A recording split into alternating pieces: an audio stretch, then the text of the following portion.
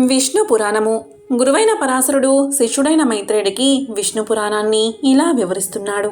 బ్రాహ్మణులు మంత్రాలు జపించాలి, కర్షకులు నాగలని పూజించాలి, గోపాలకులు గోవులను కొండలను పూజించాలి, అడవుల్లో నివసించే ఆలమందలను గోవర్ధనగిరి ప్రాంతానికి తోలుకు వెళ్ళి ఆ పర్వతానికి ఉత్సవం చేసి పొట్టేలను చంపి బహువిధాలైన పూజలతో జాతర చేసి ఆగమ పద్ధతిని హోమం చేసి బ్రాహ్మణులకు పాయసం, అప్పాలు, కూరలు కలిపిన అన్నం విందు జరిపించాలి.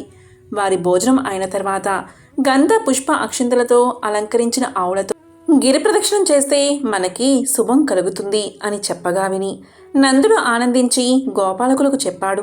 అందరూ ఏకవాక్కుగా అంగీకరించి కృష్ణుడు చెప్పిన చొప్పున గిరికి సంబంధించిన యజ్ఞం నిర్విఘ్నంగా చేశారు. తరువాత గోవులతో వృషభాలతో కలిసి ఆటలాడుతూ పాటలు పాడుతూ చప్పట్లు చరుస్తూ గిరి ప్రదక్షిణం చేశారు. అంతలో కృష్ణుడు కొండ శిఖరాన తన రూపం అందరికీ కనిపించేటట్లు చేసి వారికి క్షేమకరంగా ఫలాలిచ్చాడు. తరువాత అందరితో కలిసి గోకులానికి వచ్చాడు. ఇంద్రుడు నందుడు చేసిన అపరాధానికి కోపగించి ప్రతిక్రియ చెయ్యాలని సంకల్పించి మేఘంలో సంవర్తక మేఘాన్ని రప్పించి వెళ్ళు, బృందావనం పక్కనున్న గోకులంలో అందరికీ అపాయకరంగా ఎడతెరిపి లేక రాళ్లబాన కురిపించు అని పంపించాడు. ఆ మేఘం తన గణంతో కదిలి గోకులం పైన శిలావర్షం కురియడం ఆరంభించింది. మెరుపులు, ఉరుములు, పిడుగులు దశ దిశాలా ఆక్రమించాయి. ఆ దాటికి గోకులం అవాచ్యమైన బాధకు గురికాగా చూసి కృష్ణుడు నందాదులకు ధైర్యం కలిగించి తనకు చేసే యజ్ఞం చెయ్యలేదని, ఇంద్రుడు చేసిన చెడ్డ పని ఇది, భయపడకండి అని అందరూ అచ్చరువందగా ముచ్చటలాడుతూ గోవర్ధనగిరిని అవలేలగా మీదకెత్తి గొడుగులాగా పట్టాడు. అదే ఎడమ చేతిలో అవలేలగా అనాయాసంగా తాటాకు గొడుగులాగా ఆ కొండ ఉండగా గోపి బాలకులు దాని కింద ఏ చికాకు లేకుండా హాయిగా ఉన్నారు. అలా 7 రోజులు ఏకధారగా సంవర్త మేఘం కురిసిన వడగాళ్ల వాన ఏమీ చేయలేకపోవడం చూసి ఇంద్రుడు సిగ్గు, చింత కలిగిన మనసు కలవాడే మేఘాలను వెనుకకు రప్పించాడు. వాన వెలిసిపోయింది. చూశాడు కృష్ణుడు. అందరినీ బయటకు పంపించి కొండను మెల్లమెల్లగా ఆ చోటున దింపాడు. ఇంద్రుడికి కృష్ణ చర్య అర్థమైంది. మనసు మారింది. కృష్ణ దర్శనానికి ఆనందంగా ఐరావతారుడై వచ్చాడు, దర్శించాడు. ఆ సమయంలో ఎవరికీ కనిపించక గరుడు గగనరంగాన నిలిచి ఎండ తగలనట్టుగా కృష్ణుడుకు గొడుగులాగా రెక్కలు విప్పి పట్టాడు. ఇంద్రుడు దివి నుంచి భువికి వచ్చి ఐరావతం మించి కిందకి దిగి సవినయంగా కృష్ణుని వద్దకు చేరి కౌగలించుకుని పలకరించాడు. సంభాషణ ఆరంభించాడు. నందనందన, అతి బలిష్ఠులైన దానవులకు కూడా కదల్చడానికి సాధ్యం కాని దేవతలకు చూడ సఖ్యం కాని ఆ కొండను అవలీలగా పెళ్లగించి పైకెత్తి ఎడమచేత 7 దినాలు భరించి గోపికా గోపకులకు రాళ్లవాన వల్ల ఎలాంటి బాధ లేనట్టు కాపాడావు. ఇలాంటి ఆశ్చర్యకరమైన ఇంత చిన్నతనంలోనే చేశావు. తిరిగి పెద్దవాడయ్యాక దుష్ట శిక్షణ చిగురంటూ చేస్తావని నాలో విశ్వాసం పెరిగింది. లోకాలు మెచ్చేటట్లుగా గోవర్ధనగిరిని గొడుగులాగా పట్టి గోపి గోపకులను కాపాడావు కనుక నీకు గోవిందుడు అని పేరొకటి నామభూషణం అవుగాక. అలాగే అటు సురలకు సమయానుసారంగా సంరక్షకుడు అవ్వాలని నిన్ను ఉపేంద్రుణ్ణి చేస్తున్నాను, సమ్మతించు అని ఐరావతాజ్ఞచై పవిత్రోదకాలు తెప్పించి కృష్ణుణ్ణి అభిషేకించాడు. ఆ విధంగా ఆనాటి నుంచి కృష్ణుడు గోవిందుడుగా, ఉపేంద్రుడుగా ప్రసిద్ధ నామధేయుడయ్యాడు. ఆ సమయంలో గోవులు ముందుకు వచ్చి కృష్ణుడుకు క్షీరాభిషేకం చేశాయి. దేవతలు, యక్షులు, గంధర్వులు గగనాన నిలిచి పుష్పవర్షం కురిసి జయజయధ్వనులతో బేరీ మృదంగాది వాద్యధ్వనులతో బూనం బోంతరాలు మారుమోగించారు. తరువాత ఇంద్రుడు ఏకాంతంగా కృష్ణుడితో అన్నాడు, కేశవ, భూభారం తీర్చడానికి నీవు ఇలపై జననించిన నాడు నీకు తోడుగా ఉండడానికి నా అంశతో కుంతికి ఒక కొడుకు పుడతాడు. పేరు అర్జునుడు. సమయానుసారంగా వానికి యుద్ధాలలో ఎలాంటి ప్రమాదమూ రానిక కాపాడుతూ ఉండు. ఇంద్రుడి మాటలు విని కృష్ణుడు, మహేంద్ర, నేనెరుగుదును. అర్జునులకు నా చేయూత ఎప్పుడూ ఉంటుంది. అంతేకాదు పాండవులకు కౌరవులకు కలహం చెలరేగుతుంది.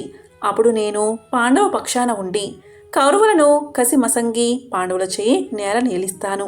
వారి కీర్తి శాశ్వత స్థాయి అయినట్లు చేస్తాను.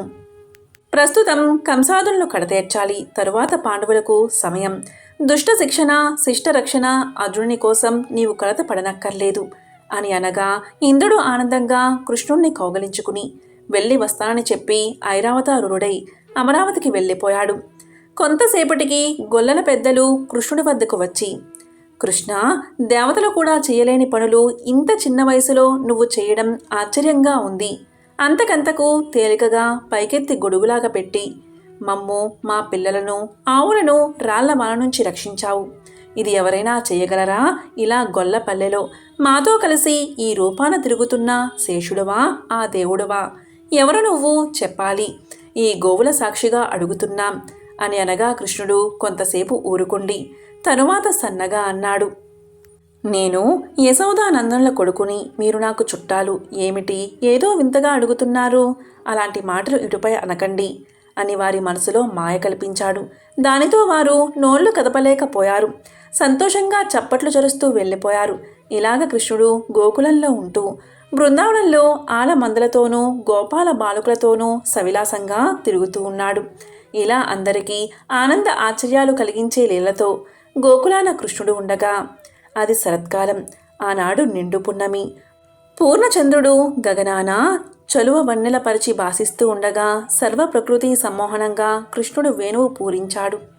షడ్జాది సప్తస్వరాలు, వాటి మూర్ధన రాగాలు, తాళాలు, లయ విన్యాసం, స్త్రీ పురుష రాగవిలాసం, రాగ సాంకర్యాన పారవస్యం, శృతి సమ్మతంగా మ్రోయించిన ఆ వేణుగానానికి గోపిక గోపాలకులు, పశుపక్షాదులు, లతాగుల్మ వృక్షాదులు ఆనంద ప్రకృతికి చిక్కి పరవశించగా వల్లవ పల్లవదారులు ఆ మోహనాకారుని ముందు అనురాగ పూర్ణ హృదయులై తమ వారికెవ్వరికీ జంకక కృష్ణుడున్న చోటికి వెళ్లారు. కృష్ణుడు వారిని చెరదీసుకుని ఆటపాటలు చెప్పి వారికి పోటీ పెట్టి ఆడించడం పాడించడం, పొదరిలలో దాగి చిన్న చిన్న కూతులతో వారిని బెదిరించడం, ఇలా వారితో గడవడం ఆరంభించాడు. క్రమంగా యువకుడయ్యాడు. అలా ఉండగా ఒకనాడు ఒక గోపిక మిగిలిన వారికన్నా ముందు కృష్ణుని వద్దకు వచ్చి మారుత్రోవను యమున ఒడ్డుకి తీసుకుపోయి ఇసుక తిన్నెపై కృష్ణునిచే విహరించసాగింది. అంతలో గోపికలు ఒక చోట కూడి కృష్ణుడు కనిపించడే, ఎక్కడికి వెళ్ళాడు చూడరే అని అందరూ విచారిస్తూ వెతకడం ఆరంభించారు. వారిలో ఒకతే ఒకచోట శంఖ చక్ర రేఖలు గల పాదాలను చూసింది. అది మిగిలిన వారిని కలిసి, రారే కృష్ణుడి అడుగుజాడలు చూద్దురుగాని, పక్కనే అడుగుజాడలున్నాయి. ఎవరితో తీసుకుపోయిందే మన కృష్ణుణ్ణి? గడుసుదే ఏ పొదరింటను ఉంటుంది, రండి చూద్దామని ఆ అడుగుజాడలను బట్టి అందరినీ తీసుకెళ్ళింది. అలాగే యమునా తీరానికి చేరి అక్కడ కృష్ణుణ్ణి చూశారందరూ. పెన్నిధిని చూసిన పేదలాగా గోపికలందరూ కృష్ణుణ్ణి చూసి పరమానంద భరితులయ్యారు. అందరినీ చేరదీసుకుని చిరునవ్వుతో పలకరించాడు. తరువాత ఒక్కొక్క గోపికకు ఒక్కొక్క కృష్ణుడే మండలాకృతిగా నిలిపి ఆటలాడించాడు. అలా చాలా రాత్రి వరకు ఆట పాటలతో గడిపి అందజేసే ఆలింగనాది క్రీడలతో ఆనందింపజేశాడు. తెల్లవారగానే అందరూ వారి వారి ఇళ్లకు చేరారు. ఇలా కృష్ణుడు వారిని ప్రతి రాత్రి ఆనందపరుస్తూ ఉన్నాడు. అన్ని జీవులతో కలిసి ఉండే ఆ మహాత్ముడు గోపికలతో కలిసి విహరిస్తూ ఉన్నాడనేది విపరీత విషయం కాదు. అలా ఉండగా అరిషుడ్యుడు అనే రాక్షసుడు భయంకరంగా వృషభరూపంతో గోకులానికి వచ్చి అరవసాగాడు. ఆ రక్కసుడు పశుల మందలో ప్రవేశించి పలు రీతులా గోవులను బాధించడం ఆరంభించాడు.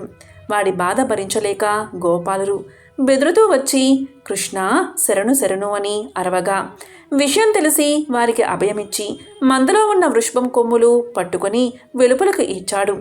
ఆ రక్కసుడు విదిలించుకుని కొమ్ములతో కృష్ణుని పొట్టపై పొడిచాడు. వెంటనే కృష్ణుడు కొమ్ములు పట్టి పైకెత్తి గిరగిరా తిప్పి నేల మీద కొట్టాడు. ఆ దెబ్బతో వాడు ముక్కంట నోరంట నెత్తురు కక్కుకుని చచ్చాడు. గోపకులు కృష్ణుడి చుట్టూ చేరి చప్పట్లు చరుస్తూ స్తుతించారు.